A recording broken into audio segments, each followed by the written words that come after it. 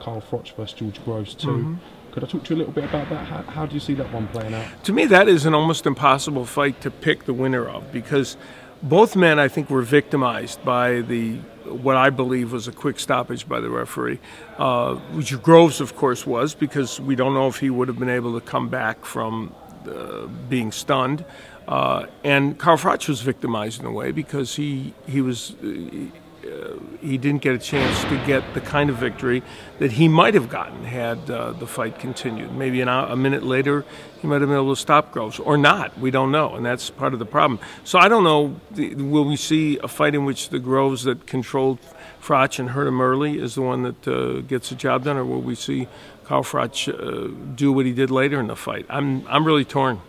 What's the interest like across the States for this fight? Is there huge interest in it? I think there's interest, yeah. You know, among boxing fans, the casual sports fans probably not as much, but in terms of boxing fans, they're all keenly aware of what transpired. And Carl Froch, of course, has been seen in the United States a lot, and so I think there's a strong interest there. Okay, I would like to talk to you a little bit now about the heavyweight division. Things are very interesting at the moment. We've got Eddie Chambers fighting on the bill tomorrow in Leeds. American Eddie Chambers. Could you talk to me a little bit about Eddie?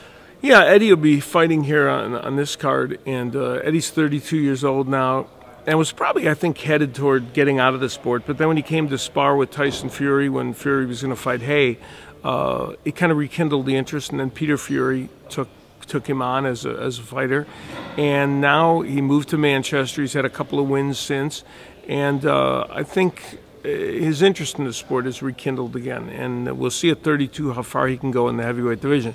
I know there was a period where he was wanted to become a cruiserweight, and I think he even fought a fight at cruiserweight, which I don't think would be a bad weight for him, but I guess at this juncture it looks like they're looking to campaign in the heavyweight division. Mick Hennessy's fighter Tyson Fury taking on DERECK CHISORA in the rematch. Absolutely massive fight for the UK fight fans.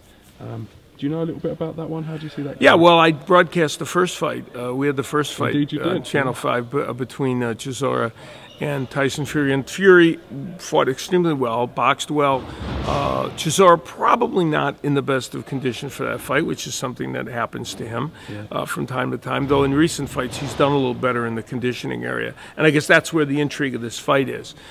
If, in fact, he can come in better shape and land something of note on Fury, perhaps, you know, he may be able to make something happen. But I think the winner of that fight is a mandatory challenger for Klitschko's crown, and that's what they're hoping. Both men are hoping they can get a win and then get to fight Vladimir Klitschko. How long do you think the Klitschkos can hold the dominance on this division? You know, I think Vladimir is looking at this as about his last year. That'd be my opinion. I think a few more fights, and so for whoever thinks they can bring him down, they've probably got a couple more fights left to do it. Do you think there'll be a stopgap champion in the heavyweight division, and you could see the belts changing hands quite frequently after the Klitschkos return? Well, there are so many belts. It's rare that, you know, the Klitschkos have kind of consolidated the belts, but there's 4 of them. So I think it's very likely we'll see it split up. And whether that means they're stopgap champions or they stay champions within their own organization for a while, that's the question. There are what we can say is there are heavyweight matchups to look forward to. You know, you look at Tyson Fury, you look at Deontay Wilder, you look at Stavern, fighters of that nature. They and others, they could make interesting matches. Could I talk to you